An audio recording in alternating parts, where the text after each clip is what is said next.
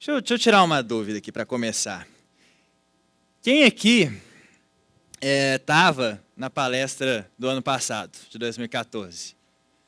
Pode levantar a mão, por favor. Até tem uma galera boa aí, beleza. Agora, vamos testar o nível de fidelidade da Resultados Digitais. Quem aqui estava na palestra do primeiro Summit, 2013? Olha, que beleza. Beleza. Isso, lembrando, né, que eu estou aqui desde a primeira edição, na hora que eu fui fazer esses slides aqui, eu fiquei pensando numa coisa. Quem aqui pode dizer, por favor, participem abertamente, pode dizer com segurança que já investe de forma consistente em otimização de conversão? Por favor. Quem? 1, 2, 3, uns 5, 6. Pois é. Nós não temos a mínima ideia de quantas pessoas tem aqui, mas dessas pessoas a gente tem 6 que investem consistentemente, né, com consistência em otimização de conversão. Isso é uma coisa meio estranha, porque se os feedbacks das minhas palestras fossem ruins, eu tenho certeza que o pessoal dos resultados digitais não ia me chamar para palestrar de novo, nem a pau.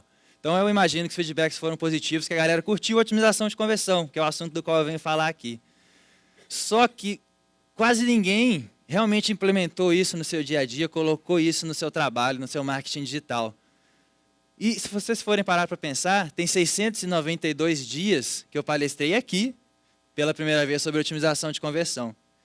E até agora, a grande maioria de vocês ainda não trabalhou em cima disso.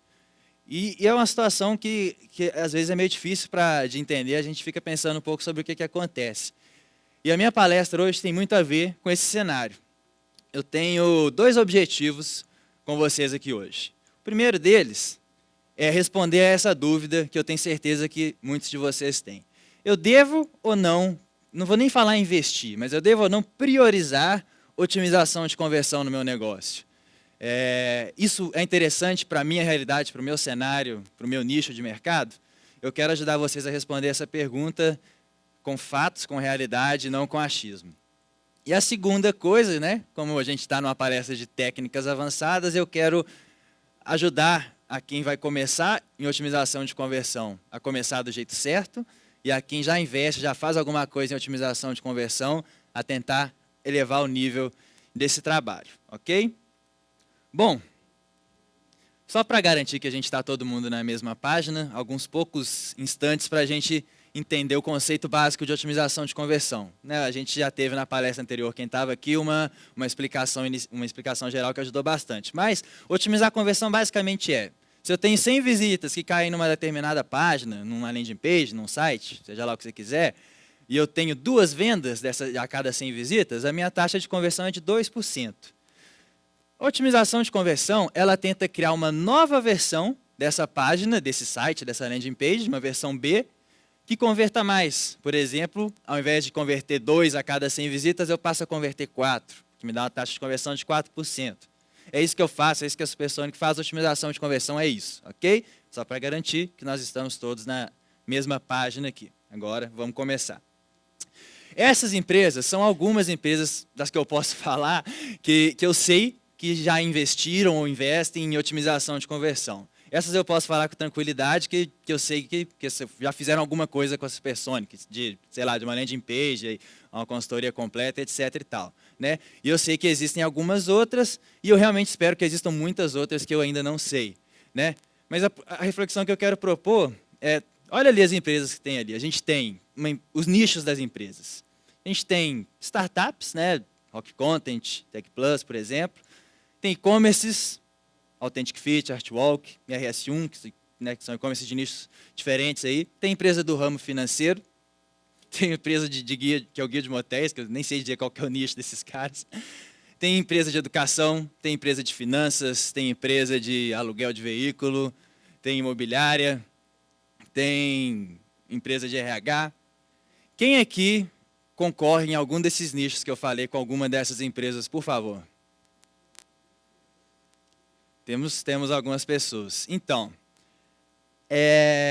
O que acontece? Essas empresas, elas estão já investindo em otimização de conversão. E tem um certo problema para quem concorre com quem já investe em otimização, quem já investe em otimização de conversão, que não é um processo que tem fim. Otimização de conversão não começa em um momento e termina no outro. Você começa e você não para mais. Né? O exemplo que eu sempre gosto de dar é a Amazon, que faz há mais de 10 anos otimização de conversão e só investe cada vez mais nisso. E aí, para tentar exemplificar o que é esse ciclo, né, eu peguei um modelo que muitos devem conhecer, que é o modelo de Lean Startup. Na verdade, a otimização de conversão pode se encaixar muito nesse modelo de construir, medir e aprender. Porque o que é o trabalho de otimizar a conversão? É você ter um insight, opa, essa página, esse elemento, essa coisa aqui poderia ser melhor por causa disso, disso ou daquilo outro. Você testa esse insight que você teve, que é o que o Gabriel falou na palestra anterior. Você vai lá no Visual Website Optimizer, no Optimize, no Google Analytics, e testa, coloca para testar uma nova versão da sua página, do seu site, com a solução que você acha para esse insight que você teve. Você tem o resultado desse teste, que vai te dizer se a sua solução é realmente melhor ou não. Você vai analisar aquilo e muito provavelmente a sua análise vai gerar novos insights para você testar. É um processo literalmente infinito. Tem gente que roda esse ciclo aí com a gente desde que a Supersonic começou, há 2 anos atrás. Então, qual que é o problema de quem ainda não está nessa área e concorre com empresas que já fazem isso? Que a distância só aumenta. E é muito improvável que esses caras parem esse investimento, esse trabalho. Por quê? Pesquisa de uma empresa chamada WeTest1, pesquisa mundial, tá? Não é americana, não é europeia nem nada, é mundial, sobre resultados com otimização de conversão, com quem investe em otimização de conversão.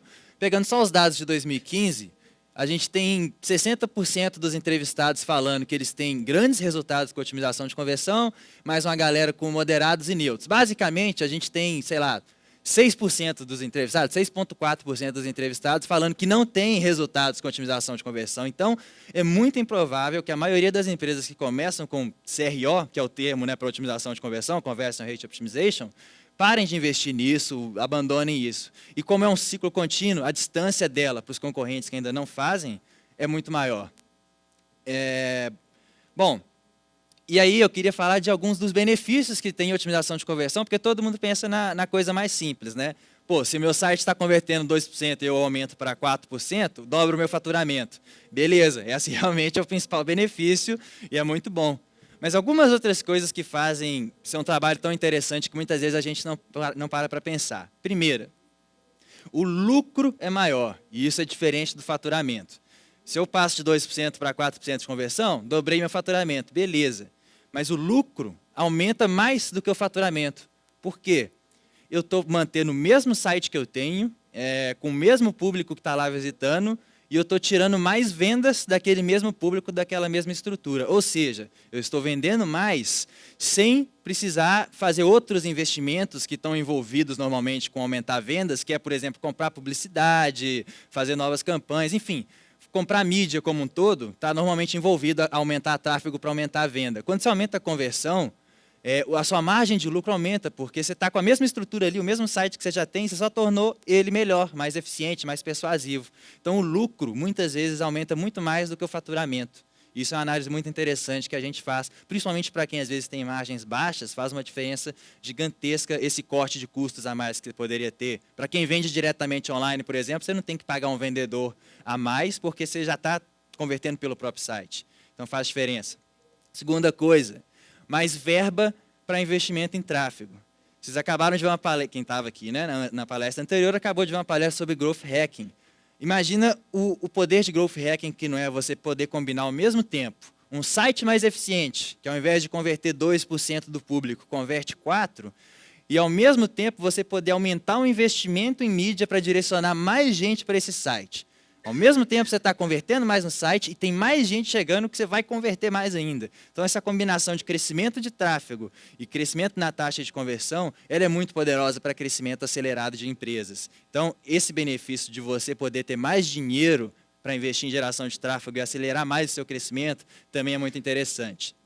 Uma terceira coisa, que também muitas vezes muita gente não pensa, mas que faz muita diferença em mercados competitivos, que é uma maior margem de manobra para os custos por cliques, né? Por quanto você pode pagar por cada visita no seu site. Se você tem uma taxa de conversão que te deixa lucrar em média, sei lá, R$1 a cada visita que você tem, só para exemplificar, vamos dizer que com o seu site atual você lucra R$1 a cada visita que você tem. Se você dobra a sua taxa de conversão, você passa a lucrar R$2 com cada visita que você tem.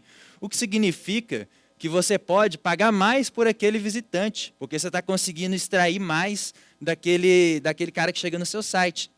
Então, de novo, você tem um poder de barganha ali nos leilões, por exemplo, de AdWords, etc., que às vezes se o seu concorrente pagar mais de R$1 pelo visitante, ele vai ter prejuízo, ele vai falir. É o máximo que ele consegue ir no CPC. Como você converte mais, tem um site mais eficiente, você pode pagar mais de R$1 e ter muito mais chance de ficar na frente dele e ser um top of mind no seu mercado e trazer mais tráfego, que é o que a gente acabou de falar, e gerar todo esse ciclo positivo que vocês já conhecem. Então, esses são alguns dos benefícios indiretos de otimização de conversão que fazem ser um trabalho tão interessante. E tem uma outra questão, que é filosófica, mas que acontece muito na realidade, que é a corrida de cavalos. O que acontece, né, numa corrida de cavalo? Por um focinho, 1/1000º de segundo, um cara vai ganhar, outro cara vai perder. Muitas vezes é isso que acontece e a gente tem o photo finish para dizer isso. A diferença física entre os dois é minúscula, né? Só que se você for ver na premiação entre esses dois caras, esse cara aqui vai ganhar R$1 milhão, sei lá, só para a gente exemplificar. O cara que ficou meio milionésimo de segundo atrás vai ganhar R$50 mil, um prêmio extremamente inferior.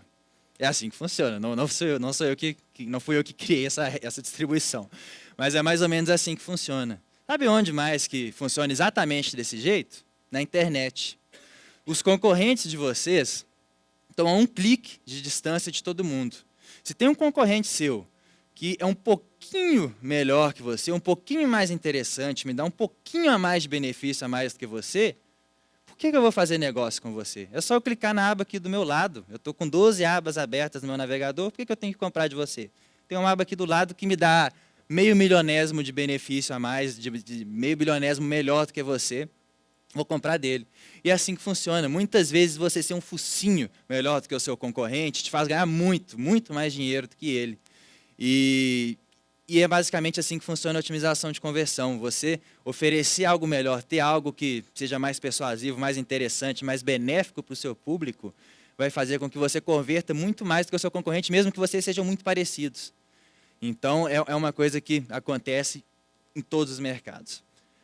E aí, para provar, né, esse cenário de você ser um pouquinho melhor e isso ser um grande diferencial, isso ser onde está o grande segredo do futuro, tem uma pesquisa aí dessa Gartner que diz o seguinte: em 2016, 89% das empresas esperam competir, né, ter como principal ponto de competição a experiência do cliente, a experiência do usuário, chame do jeito que você quiser. E eles achavam há 4 anos atrás, só 36% das empresas achavam isso. Olha o quanto que isso é assustador. 90%, né, 89% das empresas vão ter como principal ferramenta competitiva a experiência do usuário. Isso é a definição de otimização de conversão, experiência do usuário. Quando a gente vai otimizar um site, a gente quer criar algo que seja mais rápido de ser usado, mais fácil de ser usado, mais intuitivo, mais interessante e que traga mais benefícios para a pessoa, porque é isso que faz a pessoa converter. Não tem muito segredo. Então, olha o tanto que é assustador esse dado, né? A gente tem todo mundo indo para esse caminho de se tornar melhor para o usuário. Então, é realmente um movimento claro de mercado que a gente tem aí. Mas beleza, diante disso tudo, vem a grande pergunta, né? Então, por que as empresas que fazem otimização de conversão, no Brasil, pelo menos, ainda são a exceção e não a regra? Né? O que acontece? Né? Tem que ter um motivo por trás disso. Segundo aquela mesma pesquisa da Which Test One, a gente tem uns motivos principais para quem não investe em otimização de conversão, por que faz isso? Se vocês são iguais a essa média mundial aí, os motivos de vocês são muito parecidos com os desses caras. Então, eu vou passar pelos principais deles aqui com vocês. Primeira coisa, está nos planos, só não começamos ainda. Esse é o principal motivo para não se investir em otimização de conversão, segundo a pesquisa. E aí, para quem está nesse cenário, eu tenho a dizer o seguinte: é muito importante que você trate as oportunidades como problemas. Muita gente não enxerga isso, mas cada dia que você está com uma página ruim no site, que poderia ser melhor, é um dia a mais que você perdeu dinheiro, que você deixou de vender, que você converteu menos do que você poderia, porque você sabe que aquela página poderia ser melhor. Então, às vezes, as equipes falam: eu não posso investir em otimização de conversão agora, porque eu tenho que, sei lá, corrigir tal bug, não sei o que está dando no site, em sistema tal. Mas se você for botar na planilha lá, talvez você aproveitar essa oportunidade que você viu de melhorar a página, ao invés de corrigir um problema que você já conhece, financeiramente é mais interessante para você. Muita gente não pensa isso. A maioria das empresas é direcionada a prioridade é sempre resolver os problemas e as oportunidades é quando não tiver problema para resolver. Problema, gente, é que empresa sempre tem problema para resolver. Segunda coisa, prioriza pelo ROI. Então, vai lá você mesmo e faz as suas contas.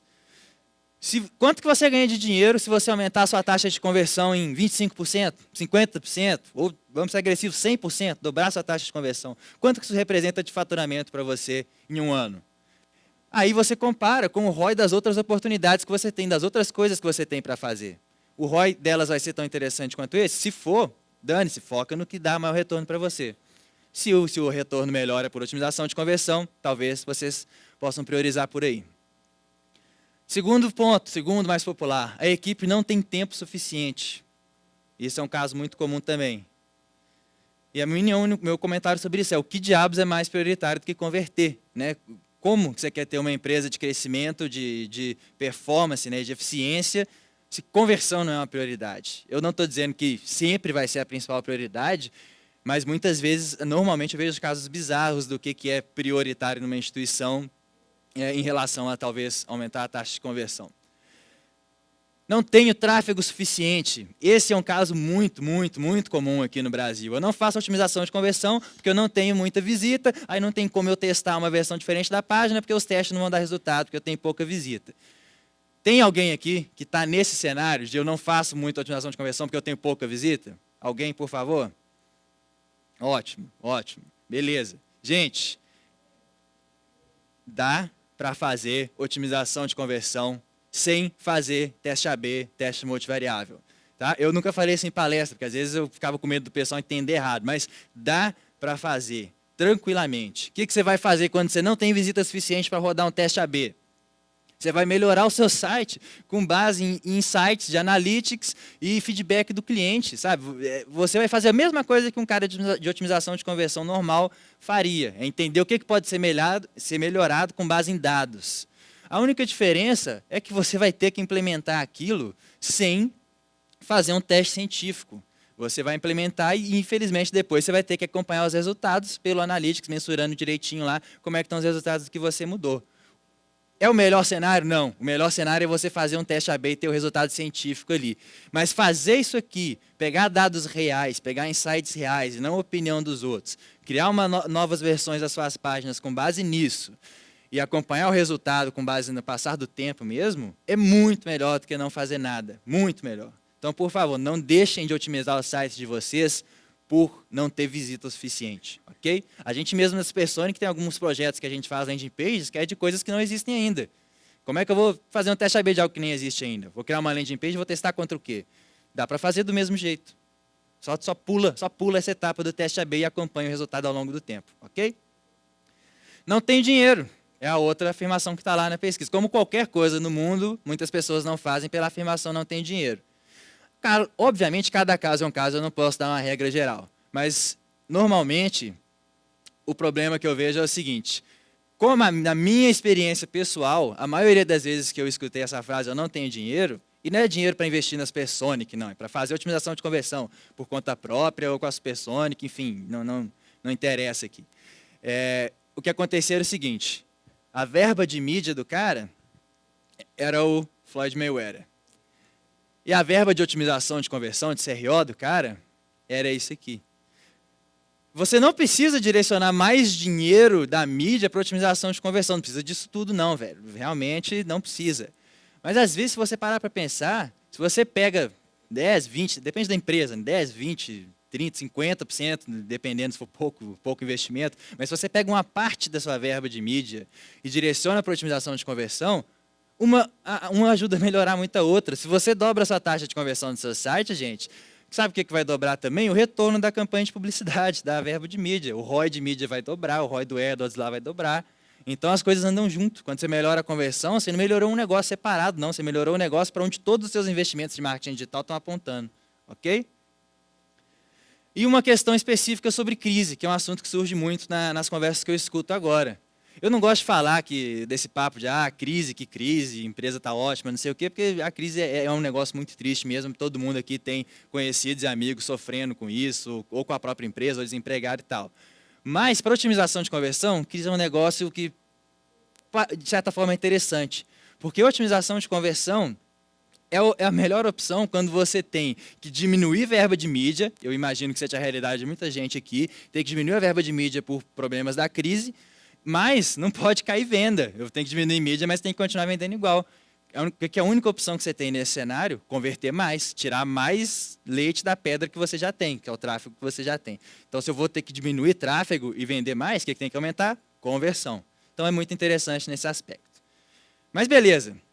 Como eu disse, eu tinha um segundo objetivo com vocês, que é agora falar de um pouco mais da prática, né? 3 princípios para quem quer começar com otimização de conversão, começar a botar a mão na massa, ou quem quer melhorar o que já faz, ok? Então, a gente falou do cenário, para vocês refletirem por conta própria, se faz sentido ou não priorizar a otimização de conversão para o próximo ano, né? Esse ano, falta 8 semanas para acabar. Para o próximo ano, quando vocês forem definir o que fazer ou não. Agora vamos falar um pouco da parte prática.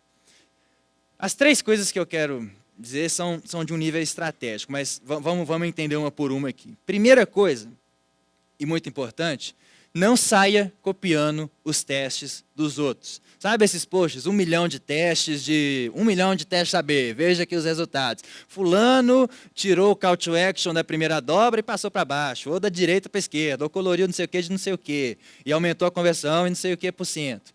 Sabe esses negócios? Esquece isso, gente. Isso não é... Assim, é interessante dar uma lida e tal, para alimentar um pouco as possibilidades na cabeça. Mas o que a maioria das pessoas faz é pegar um teste vencedor e sair e implementar a mesma ideia lá no site dele e vamos ver o que rola. Isso não é a melhor abordagem que você tem para otimização de conversão. Por quê? Primeiro, o contexto é importante demais em otimização de conversão, gente. Pode ser que o site do fulano, tirar o call to action da dobra de baixo para botar lá no começo da página, foi interessante para ele por causa do mindset do usuário que cai naquela página do jeito que ele cai e do produto que aquele cara vende. Pode ser que para você colocar o call to action lá em cima na primeira dobra seja uma porcaria, porque você precisa primeiro desenvolver uma certa argumentação com o cara para chamar ele para ação, para chamar esse cara para fazer alguma coisa, por menor que seja essa ação que você queira. Então, cuidado, o contexto de vocês nunca é igual ao contexto do cara do lado. Então, é um motivo para não se copiar teste AB. Segunda coisa, eu estou para dizer que a maioria dos resultados de teste AB que a gente vê na internet não são confiáveis. Eu não tenho tempo, né? O relógio já está sangrando aqui já, mas eu não tenho tempo de entrar em detalhes técnicos e estatísticos, mas a grande maioria dos testes que vocês veem falar, nossa página converteu 200% a mais com essa mudança aqui. Esses 200% desse cara não são nada confiáveis. Por mais que a ferramenta esteja dizendo e que ela diga que tem um certo nível de certeza sobre isso, muitas vezes as pessoas não rodaram o teste por tempo suficiente para as pessoas suficientes para ter certeza do que elas estão falando, do que está naquele resultado. Então, o que eu posso dizer no tempo que eu tenho aqui é cuidado com essas informações que vocês veem divulgadas de resultados de teste AB. Realmente, a maioria não sabe o que está falando ali. Então, se você vai copiar um negócio que você nem sabe qual foi o resultado real... Terceira coisa, quando você faz muito teste, está testando um monte de coisa, velho, tem esse post aqui que tem 100 testes que foram vencedores, vamos fazer os 100 no nosso site aí. Quando você começa a fazer essa coisa de testar qualquer coisa que vem na sua cabeça, tem um problema muito sério, porque cada teste que você faz, ele custa dinheiro e custa motivação. Custa dinheiro, porque obviamente você tem que parar você ou alguém para fazer, tem que botar no ar, tem que ser exibido para muitas pessoas, então custa dinheiro tudo isso. E custa motivação. Se você começar a investir em CRO, fazer CRO, e o seu Optimizer lá, seu histórico de testes AB, parece um cemitério de teste perdedor, você tem 10 testes perdedores, vai ser muito difícil você se motivar e motivar as pessoas na sua equipe a continuarem fazendo CRO, a continuarem botando energia nisso. Então, Não sai testando um negócio que está em outro contexto, que pode não ser confiável e ver o que dá, porque isso vai te custar dinheiro, vai te custar motivação, ok? É muito, muito melhor você pensar um negócio no seu cenário, na sua realidade, identificar um insight dos seus clientes, do seu analytics e botar aquilo para rodar. É muito mais eficiente e você vai ter muito mais prazer de fazer otimização de conversão. Segundo das minhas 3 recomendações, a segunda é, quem estava aqui, alguém aqui estava nos RDs de On the Road, de Fortaleza e Recife? Vocês que estavam lá, se vocês viram minhas palestras, vocês viram eu falar desse conceito. E ele parece simples, parece idiota, mas não é seguido pela imensa maioria das empresas, mesmo as que se dizem avançadas, e é extremamente poderoso. É parar de pensar no site bonito e pensar no site eficiente. E melhor do que eu falar qualquer coisa é mostrar a vida real. Esses sites aqui são bonitos, gente? Google, Facebook, YouTube, Amazon, eBay, Wikipedia. Quem aprova layout aqui, se alguém aparece com esse layout da Wikipedia para vocês aprovarem e semana que vem vocês vão passar, vai liberar ou não? Acho que não, né? Pois é, são alguns, né, dos sites mais lucrativos, mais bem-sucedidos, vamos dizer assim, da internet hoje em dia. Esses sites não são bonitos, mas eles são voltados para eficiência, eles são voltados para resolver o problema de quem está acessando aquilo ali. Se você faz um site pensando nisso, ao invés de pensar, vamos fazer um site bonito, que também é eficiente, se você muda esse discurso para vamos fazer um site para resolver o problema do usuário da forma mais rápida e objetiva possível, isso já é 90% do caminho andado para você começar a ter resultados eficientes com otimização de conversão. Muitos projetos que a gente pega na Supersonic, uma das primeiras coisas que a gente faz é tirar bobagem do site do cara, é focar no que realmente funciona e tirar o que é bonito, etc. e tal. E tem uma coisa que eu não falei no On the Road, mas que eu acho que é muito interessante, é um benefício que muita gente também não enxerga quando você foca num site feito por eficiência, tipo esses aqui, é o seguinte, um site bonito, vamos dizer que em um ano você consiga rodar, sei lá, 4 testes nesse site. O que já seria muita coisa, porque sites bonitos, normalmente, em 99% dos casos, são um inferno de mexer. Você quer mudar um call to action ali, tem que passar por 40 designers, a opinião de 200 caras, e o programador vai ser um inferno mexer naquilo ali, que foi uma mega gambiarra para posicionar daquele jeito ali para ficar bonitinho e tal, e que se mexer um pixel para baixo quebra tudo, não sei o quê. É um inferno mexer em site bonitinho. Você não tem agilidade para fazer teste AB em site bonitinho. E aí, então vamos dizer que você faça 4 testes robustos num site bonito em um ano. Você consegue uma média lá de 0,3%, de 30% de aumento na taxa de conversão em cada teste. De 1 para 1,3, para 1,6, para 1,9. Beleza, em um ano você aumentou a taxa de conversão de 1 para 1,9. Está ótimo. Mas se o seu site fosse voltado para eficiência, você poderia ter feito isso aqui, em um ano. Testes menores, mas muito mais testes, muito mais ágeis. E o que acontece? Quanto mais coisa você testa, maior o seu potencial de aumentar a sua taxa de conversão. Então, digamos que se aumentar, ao invés de 1,3 para 1,2, para 20%, em vez de 30%, nesses testes, mas ao invés de fazer 4 testes, eu fiz, acho que tem 9 ali, sei lá, aumentei de 1% para 3% no mesmo período. Em vez de chegar no 1,9% no site bonito, que é um inferno de mexer, no site voltado para eficiência, com código limpo, com interface limpa e tudo mais, eu consegui fazer muito mais testes, porque é muito menos infernal. Então, eu fui para 3% ao invés de 1,9%. Diferença gigantesca. Okay? Então, além do site eficiente ser melhor para o usuário, dar mais dinheiro do que o site bonito, ele tem muito mais potencial para ser otimizado. E aí, para dar um exemplo real para vocês, e é por isso que eu gosto de ter cliente que é avançado mesmo, a gente está fazendo com a Rock Content o site que deve entrar no ar semana que vem. Em 5 minutos, eu me alinhei com o Diego, lá a gente conseguiu se alinhar sobre qual que era o conceito do site. Velho, vamos fazer um playground para fazer todo tipo de teste AB da forma mais rápida que a gente puder, sem frescura, sem loucura. Vocês vão ter suas próprias opiniões quando o site for para o ar e vocês entrarem, mas dizem que é um site bonito e, mesmo assim, ele é um site voltado para eficiência, é um site rápido e que vai ser muito fácil de fazer teste AB. Então, não sei, se alguém concorre com a Rock Content aqui, vocês podem ter vários problemas, que eles vão conseguir implementar muitos testes muito mais rápido. Ok? Terceira e última coisa, Muita gente acha, se vocês forem resumir o funil de conversão de muitos de vocês aqui, vai ser basicamente isso: visita, que vira lead, que vira dinheiro. Muita gente acha que tem uma ou duas taxas de conversão. É o meu visitante que vira lead e é o meu lead que vira cliente. Nada está mais distante do que isso aí da realidade. Você tem várias taxas de conversão, por mais simples que pareça o seu negócio. Eu tirei um exemplo real de um relatório que a gente fez para um cliente nosso.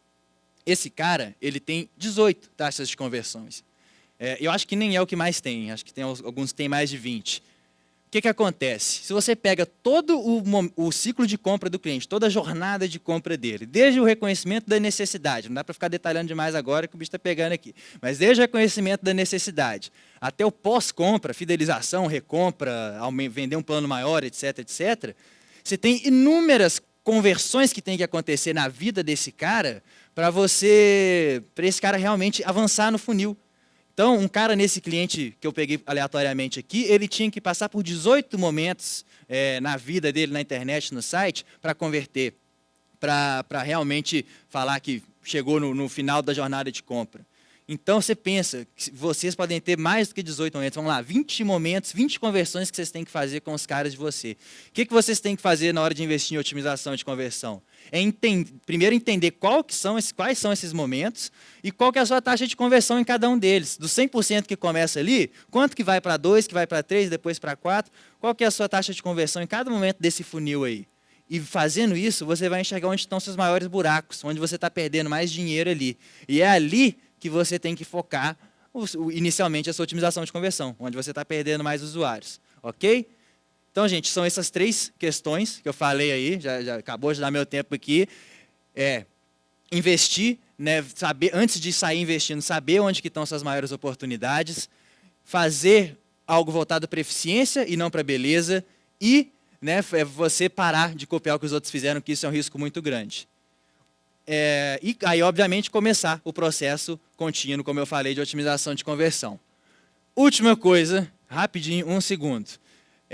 Esse cenário, como eu falei para vocês, de todo mundo querendo no CRO, e querendo saber como é que funciona e tudo mais, e assim, para as pessoas, que ótimo, a gente já tem todos os clientes, todos os projetos que a gente consegue atender por um bom tempo, mas esse cenário de todo mundo querendo começar com o CRO e não começando, para a gente é muito incômodo. A gente quer ver a cultura de CRO ser muito melhor do que ela é hoje no Brasil. Então, a gente fez algo que muita gente encheu o saco para a gente, desde o primeiro dia que a gente começou, até hoje, a gente falou que nunca ia fazer. Só que a gente vai fazer, e é a primeira vez que eu estou falando disso, isso nunca foi anunciado em lugar nenhum, que em 2016 a gente vai fazer um curso de otimização de conversão presencial.